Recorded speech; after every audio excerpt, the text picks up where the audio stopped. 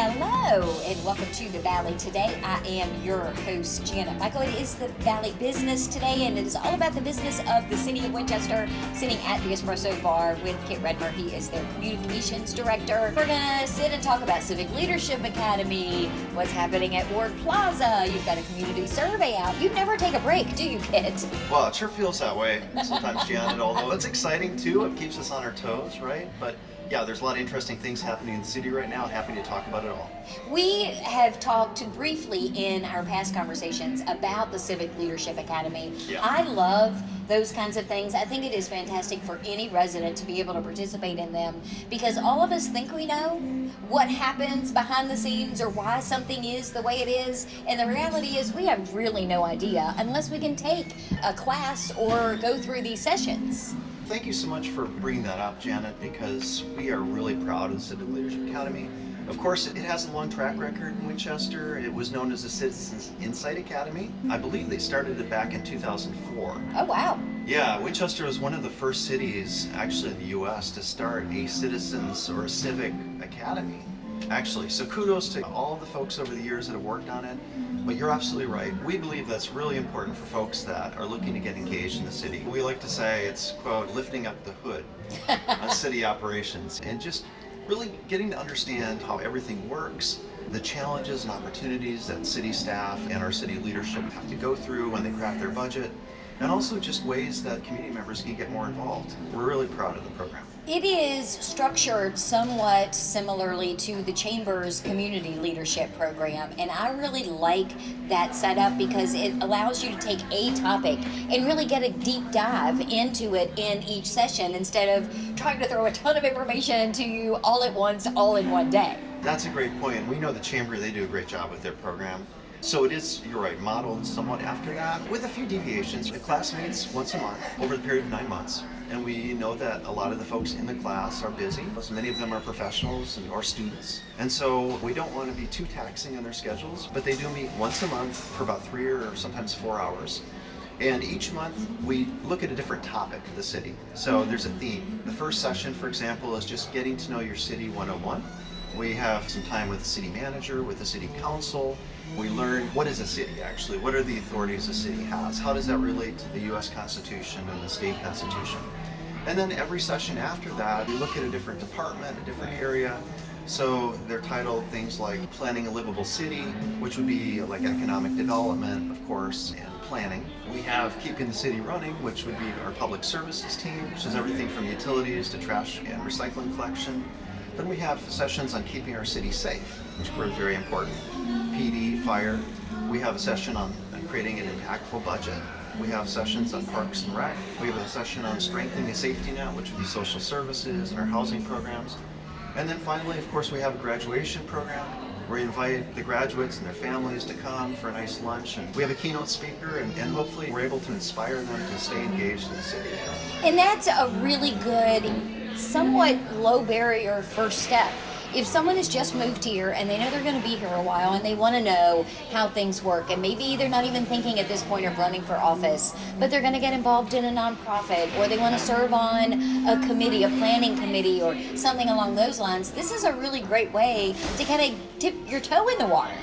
It really is. It's really a way to learn more without a lot of commitment. Because you're absolutely right, Jan. A lot of folks do take the course and then they consider either serving on a board or commission, or maybe even running for city council. I think many of our city councilors have taken the course. But you're not required to do that. Other folks, like you said, serve on a board or commission, maybe with a nonprofit. Some of them just serve as snowbuster volunteers, or they go to pickup parties. There's no requirement that you have to do something grandiose or hugely time-consuming. And one other thing, too, I think that people forget, it's a great way to meet because you're in a class with like-minded folks that care about their city. Especially if you're new to the city, it's a great way to get to know some folks. And we also do a lot of activities, at least one per year, where we'll have all the alumni come together from the different classes. And we'll do like a happy hour or some other social events. So you have a chance to meet people from other classes as well. I think that's a really important part of the experience. As someone who people are probably tired of hearing me say was born and raised here, it's also great for people like me because it's changed so much. The city of Winchester isn't what it was even when I was in high school, so it's great to kind of have the city reintroduced to you again. Absolutely. Like you said, there's so many really cool things about Winchester. We do talk a lot about the history. We have, in addition to the required sessions that I mentioned, there are optional sessions if people have time. One of them is on the history of Winchester. So people that, whether they're from here or whether they're new here, they can learn about the pride and the history of Winchester, which is really amazing. But then there's a lot of new stuff too, like the neighborhood design districts, which maybe we'll talk about a little later, I don't know. But I'm excited about the neighborhood design districts. Tanya and I have had a couple of conversations already on what's going to happen when Ward Plaza is finished. I'm excited about those. I keep telling my husband we're going to have to leave the county emergency. Hey, you're not going to argue that. No, you're more than welcome. Come on, guys. So even if you lived here all your life, that's a fairly new development. And so by taking the academy, you can really get on the inside. You can understand what is it all about, what's going on with it, and then hopefully be able to ask questions. Is there an application process? Is there a limited number of people that can be in a class? Give me some of those details. Yeah, absolutely. And it's really interesting you mentioned that because word is getting out about the academy, I have to say, and we're just seeing a huge uptick in interest. And I like to think some of that has to do with just there's a hunger out there in the community, I think, for people to connect and to become more civically engaged, which is really awesome, right? Mm-hmm. I agree.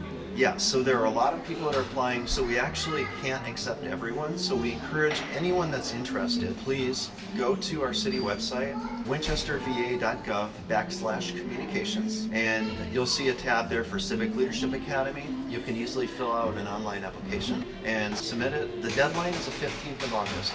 So right upon us. So yeah, just a few days. So please, if you're interested, do not fail because we will not be accepting applications afterwards. We welcome everybody, and even if you're waitlisted the first year, we'll keep you on the email list. We'll keep inviting you to the alumni socials and things like that. So you'll still be engaged.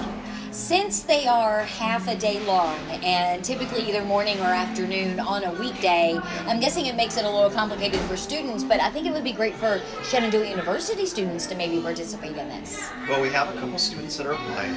We do work with the Department of Civic Engagement, actually, at the university, not just on this program, but quite a few programs. So yeah, we're trying to get as many students as possible involved through this program, but also working internships, federal work study programs. That's actually a huge area of focus for us.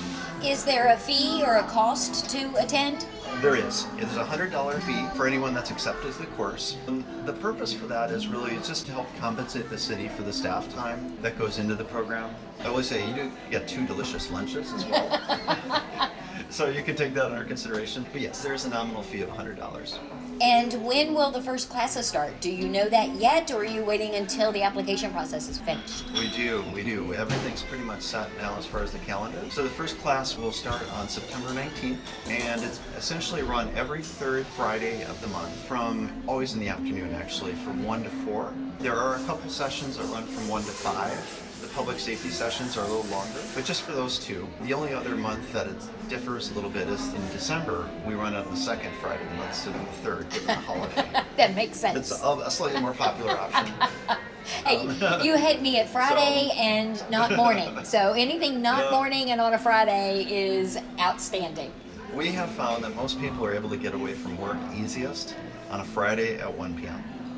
And we do, I'd be remiss if I didn't mention, we do ask people, if you are committing to the course, please commit to attending all of the sessions. We understand, of course, if something comes up or there's an emergency, but there are a lot of people that would like to take the course, so we do ask folks to make that commitment. And it really is essential to getting the full picture of everything for the city, because you miss one piece and that's a missing piece of a puzzle. You may not think it's important on the front side, but then you'll find out later, oh man, I'm really sorry I missed that class because I really want to know how this fits in with that. So it really is important to make that commitment for the full 9 months. That's absolutely right. And one of the purposes of the course, Janet, is that you'll see everything is interconnected. Departments work together. They all, of course, have a budget, which is very important. So yeah, if you miss a session or two, again, it's not the end of the world, but it certainly helps to be at all of them. So where can people go get more information? They can go to the city website. If they're on the main page, if they look under departments, they can scroll down and click on communications. And then in the communications page, it's halfway down, you can't miss it, Civic Leadership Academy application. Just click on that and there'll be an electronic form you can fill out. It's super easy. It takes maybe 30 seconds to fill out. You will be asked, please provide a reason why you'd like to take the course. So that's something we do look at when we're going through the applications. And if folks have any other questions, they can certainly email me at any time. My email address is kit.redmer@winchesterva.gov. And winchesterva.gov is the website where they can go, and they can find a ton of other information there too, but that's where they can get the application. Yes, absolutely. Let's take a break, and we come back. Can we talk Ward Plaza, neighborhood design districts, community survey? Can we do all that in the next segment? Let's do it. Okay, we're going to do all that when we come back again. We are sitting at the Espresso Bar on the Old Town Walking Mall. It is lunchtime, so if it is a little loud in the background, it's because everybody is enjoying a wonderful lunch. I'm going to come back and finish my conversation with Kit Redmer, Communications Director for the City of Winchester, in just a couple of minutes. What if one day could deliver real results for your brand and your community? On September 19th, United Way of Northern Shenandoah Valley will mobilize over 900 volunteers across 6 counties for Day of Caring, the region's largest single-day volunteer event. This is your company's chance to step up. Sponsor Day of Caring and help cover vital project costs for local nonprofits, from painting and landscaping to repairs and more. You'll be recognized on volunteer shirts, signage, and media. Plus, it's a powerful team-building opportunity for your employees. Your sponsorship isn't just a donation, it's an investment in the infrastructure of care that holds this region together. Visit unitedwaynsv.org/Day of Caring or contact Day of Caring at unitedwaynsv.org. Lead with impact. Show your community what your brand stands for.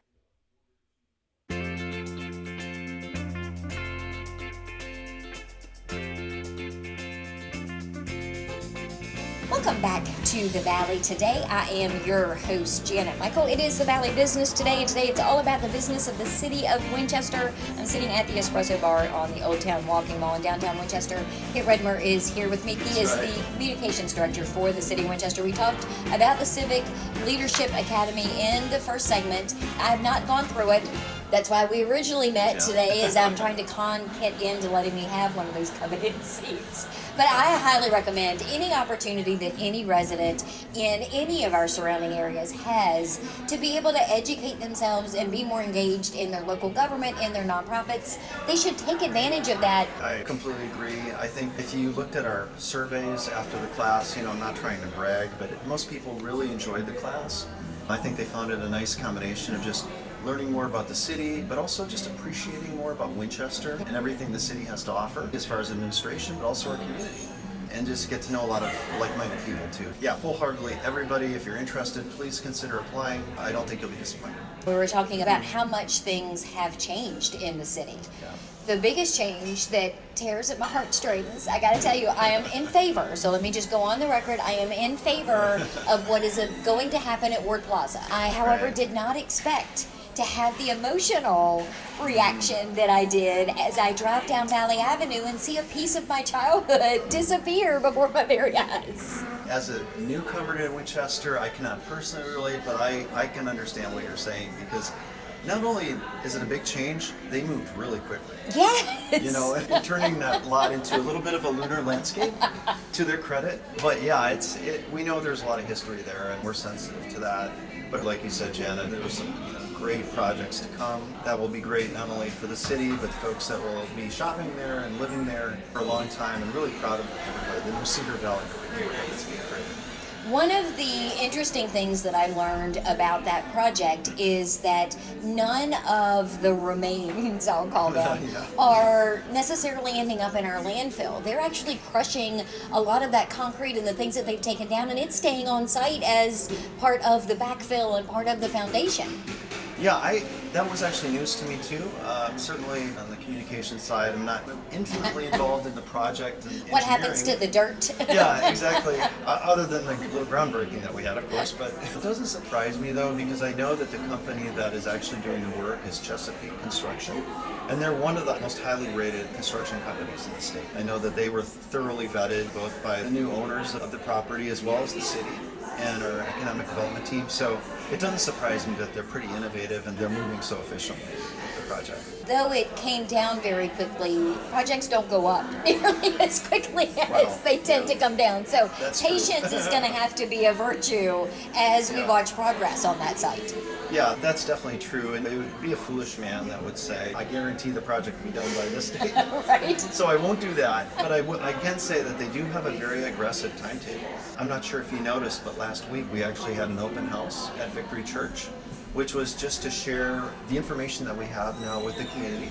And we'll be doing many more of those, by the way. So if folks missed it, don't worry. We'll be doing at least every couple of months because we know people want to stay up with this project and are really curious. But it's amazing to see how much they're going to get done just by the end of next year, according to their plans. Again, timetables may shift, but they're moving quickly. And like you said, the demolishing phase of the project is probably the quickest, but they're pretty ambitious when it comes to what they're planning to even build by the end of next year, which is hopefully getting the Publix grocery store built and up and running, at least by then.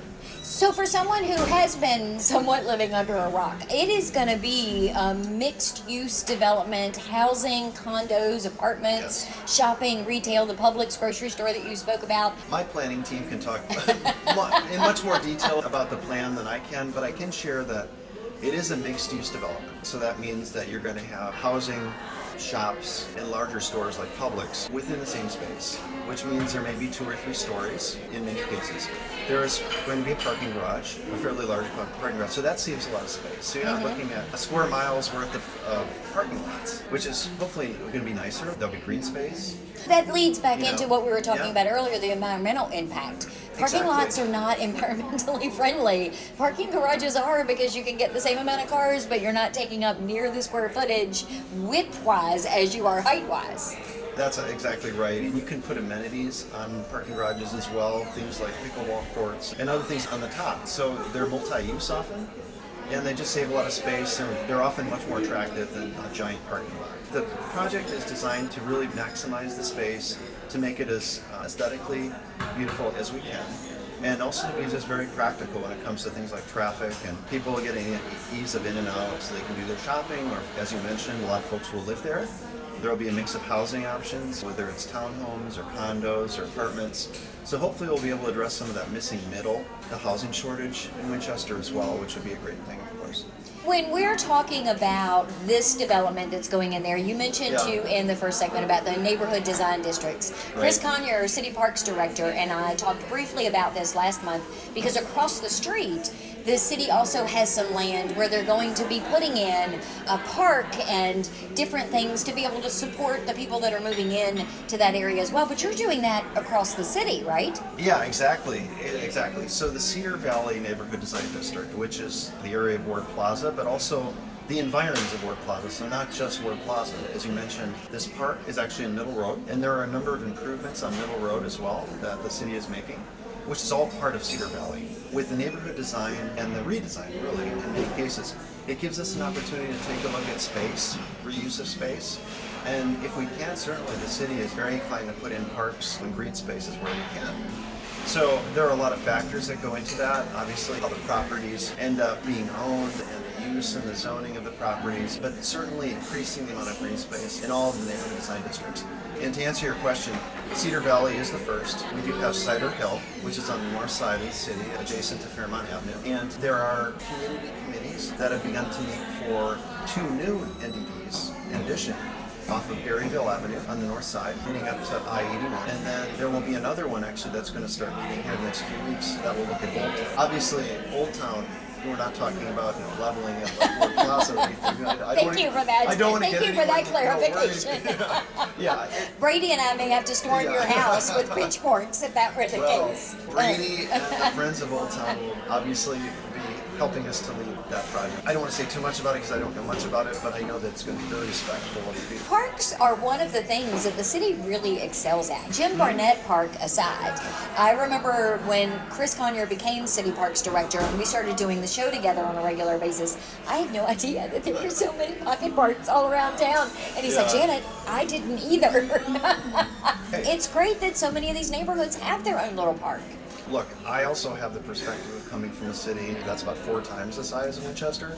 I used to work for a city named Westminster in Colorado, about 120,000. And I can tell you, Winchester punches above its weight when it comes to parks. It has some beautiful little pocket parks all over. I want to say 16, 17. Chris would know for sure.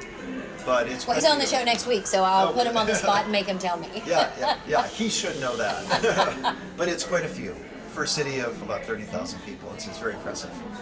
How do you decide what kinds of things are going to be a priority? Is that where things like the community survey come in to get feedback from residents of where they think something might be missing or something might be needed? Thank you so much for bringing that up. So, yes, as you and many of our residents know, about every 2 years we hold a community survey, which is a pretty comprehensive survey that is sent out to our residents, but folks can also go online to winchestersurvey.org and they can complete the survey. The survey is actually open now. It should be hitting mailboxes really this week. And so if you do receive a survey, please fill it out and send it back. It means a lot because those results will cover pretty much every service the city offers. Everything from parks to utilities to stormwater, if you Public like. safety. Public safety, exactly. Taxes, you name it. Communications. Yours truly. I'll be rated, so please let us know how you think we're doing. This year in particular, it's important because we're going to feed that information into the development of a new strategic plan that is going to be worked on by our city council in conjunction with many community members. And so that's an opportunity, again, for community members through the survey and also the work on the strategic plan to let leadership know, hey, you guys are doing well here, but we need more focus on this, or we need more focus in this area. Yes, thank you for mentioning that, Janet. We really hope that everybody that gets a survey will reply. If you don't get the survey through the mail, you can still go online and send it in. We welcome everyone's submission. You probably, people in the city, throughout the city government, probably don't get a lot of, hey man, good job. So this is a really good opportunity that if you think they're doing a good job, to tell you that you're doing a good job. So I encourage people to do that. We all tend to jump right in, both feet first, to complain about something. But this is a great opportunity to also say, hey, I really think that this is going well and you're doing great with this, and I know this didn't go the way you wanted, but you really recovered well. This is good, positive feedback for you and the city as well. Yeah, that's very kind of you to say, Jen. And of course, we appreciate that positive feedback, folks. You don't have to hold back on positive feedback, but I'm just kidding. But please also don't hold back on any kind of feedback, because at the end of the day, all of us here that work for the city, we're public servants, right? And we want to do the best job we can. We know we're not perfect, but we can only know how well we're doing if you let us know, honestly. And if you as a resident are engaged and you can provide us the good, the bad, and the ugly. We work for you, we serve you. And so that's why it really is, it's not just lip service. We really do take it very seriously. And that information then feeds into the next budget cycle. So when our city council looks at the budget for next year, that will be one of the key inputs, along with obviously recommendations from city staff. And by the way, we should mention, community members can come to city council meetings, to board and commission meetings, and they can make their voice heard through public comment as well. And trust me, councilors do listen to that. And so there are many ways for people to make their voice heard, and that's all very important to us. And it is so much more effective to do all of the things that you just mentioned than it is to get on Facebook and to go into those groups. That's Janet Michael saying that. Not the city, but I'm telling you people, it does you no good to get on Facebook and complain about things when you have so many opportunities to do that to the people that could potentially make the change that you want to see happen. So I love that you have all of those opportunities for residents to be able to do that. Yeah, that's great, Jan. Thank you for saying that. We know that people are passionate sometimes, and often people will comment on our social media pages, and when it's a question, it's something we can't answer. We do try to answer those also on social media, but we've also seen a lot of times people don't have all the information, unfortunately, and they may be well-meaning, but they maybe don't have all the information. So yeah, it's always best to contact city staff when you can. If you're concerned about something, it's okay, we can take it. Come to us and we'll work on it for you. And I'll tell you, anybody that comes to me, if they don't know who to contact in the city, I will put you in touch just get in touch with me, kip.redmer@winchesterva.gov, and I'll make sure you're putting in touch with the right person. Signing up for the city's newsletter is a great opportunity to learn about what's Yep. going on. You always have contact information for the different blurbs that you Yep. have in there as well. And then you've got a wealth of information on your website that people can go and learn about all of the different things, the departments and which boards and commissions have openings. All of those things can be found on your website. We really want to make it as easy as possible for people to get information because we know folks are busy, right? Most folks don't have hours during the day to sit around and research how the city operates and who does what. If you do, wonderful. Civic Leadership Academy is for you. Exactly. You should sign up for CLA for sure, but we want to make it as easy as possible. And so the website is one of the best conduits to the community. We know that. winchesterva.gov. And again, many of the things we're talking about, if you go to the homepage, you can click on departments, look at any different department you're interested in as far as any kind of service. If you go to the communications page, that's where you can apply for Civic Leadership Academy, or you can sign up for our newsletters. Thank you for taking time not having lunch today and instead talking to me. I appreciate it. Yeah, that's okay. I got caught. That's a good substitute, I think. I will be back tomorrow with a brand new episode of The Valley. Today we are chatting with Guy Curtis and Jay Foreman tomorrow about their leadership programs at Laurel Ridge Community College. So meet me back here for that just a few minutes after noon.